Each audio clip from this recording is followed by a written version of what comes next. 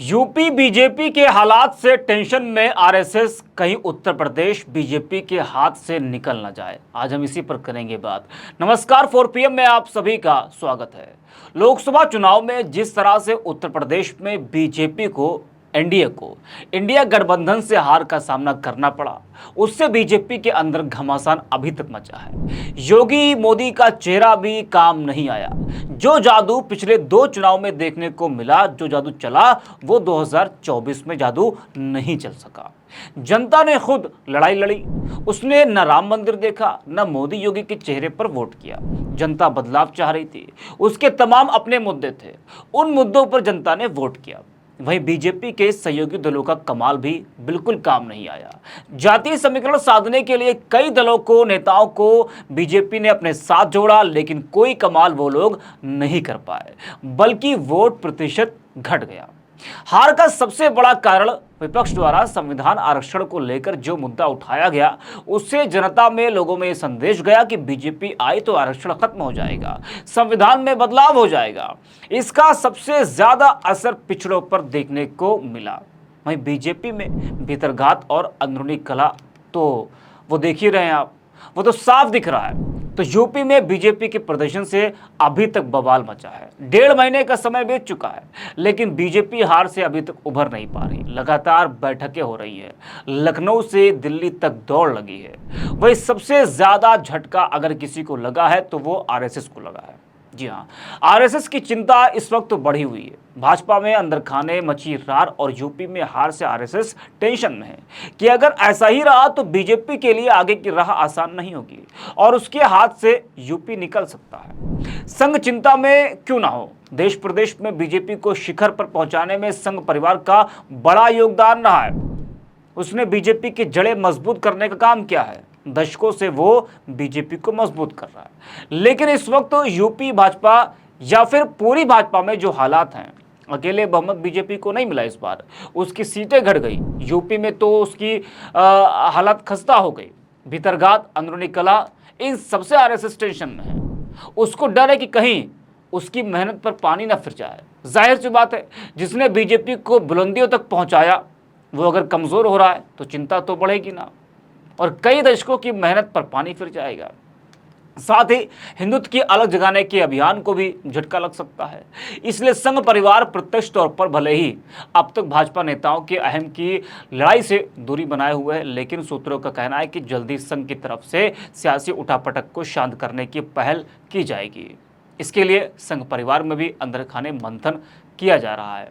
और लखनऊ में एक बैठक होनी थी आरएसएस बीजेपी की। उस बैठक में 5 नेताओं को लखनऊ में रुकने के लिए कहा गया था, लेकिन वो बैठक किन्हीं कारणों से टल गई और वो बाद में बैठक होगी।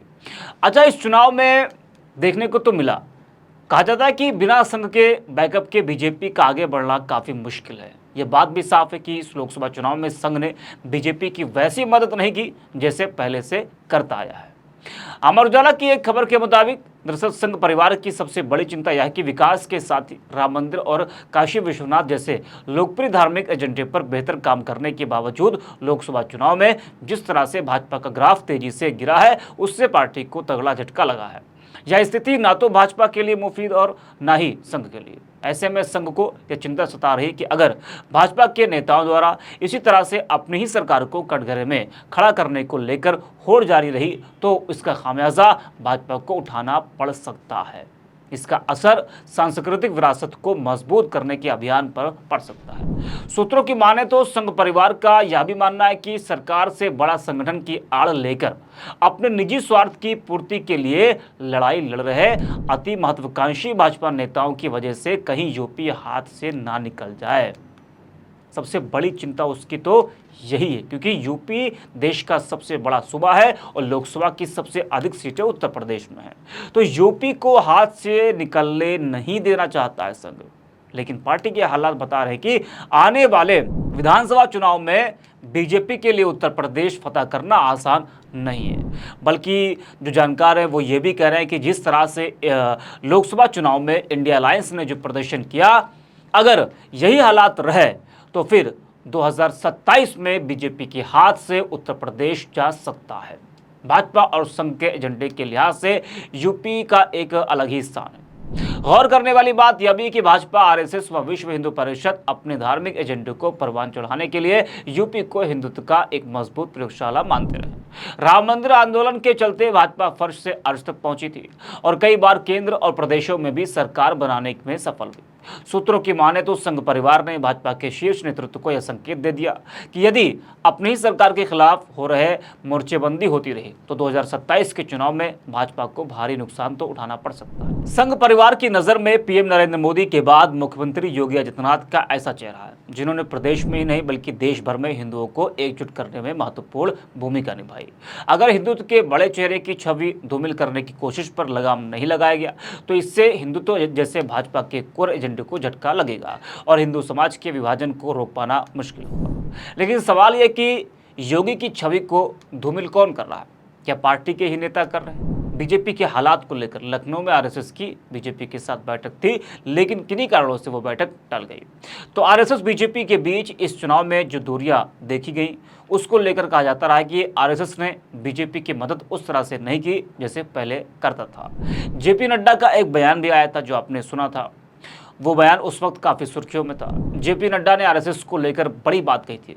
उन्होंने कहा था कि पार्टी लगातार बढ़ रही है और अब यह उस स्थिति से विकसित हो चुकी है जहां उसे आरएसएस की जरूरत थी। अब बीजेपी अपने दम पर सक्षम है और अपना काम खुद चलाती है। उन्होंने कहा कि आरएसएस एक वैचारिक मोर्चा है। ये तो वही बात हुई ना कि जिसने आपको आगे बढ़ाया आप उसी को आज धोखा दे रहे हैं। वैसे बीजेपी आरएसएस में नाराजगी तो है, वो भी आज से नहीं कई महीने पहले से। आपको याद होगा आरएसएस नेता इंद्रेश कुमार ने कहा था कि जिस पार्टी ने भक्ति की अहंकार आया उस पार्टी को 241 पर रोक दिया, पर सबसे बड़ी बना दिया। जिनकी राम के प्रति आस्था नहीं थी, अश्रद्धा थी, उन सबको मिलकर 234 पर रोक दिया। तो बीजेपी पर इशारों इशारों में उन्होंने हमला बोला था। वही मोहन भागवत उनका भी बयान आया था। उन्होंने कहा था कि प्रकृति का कोई अंत नहीं, लोग सुपरमैन बनना चाहते हैं लेकिन वह यही नहीं रुकते, फिर वह देवता बनना चाहते हैं, फिर भगवान, लेकिन भगवान कहते हैं कि वे विश्व रूप हैं। कोई नहीं जानता कि इससे बड़ा कुछ है भी या नहीं। विकास का कोई अंत नहीं है। हमें यह सोचना चाहिए कि हमेशा और अधिक की गुंजाइश होती है। यह समझना चाहिए हमें हमेशा और अधिक के लिए प्रयास करना चाहिए। तो उनका इशारा किसकी तरफ था? क्या उनका इशारा मोदी की तरफ था? किसकी तरफ था? विपक्ष लगातार इस पूरे मामले को लेकर हमला बोल रहा है कि मोहन भागवत का इशारा मोदी योगी की तरफ था। लेकिन हो कुछ भी, इस वक्त आरएसएस की चिंता बढ़ी हुई है। जिस तरीके से उत्तर प्रदेश बीजेपी के जो हालात हैं उसको लेकर लगातार जो आरएसएस है वो चिंतन मंथन कर रहा है। अब अगली बैठक कब होगी इसका इंतजार करना होगा। इस वीडियो में इतना ही। आप देखते रहिए 4PM।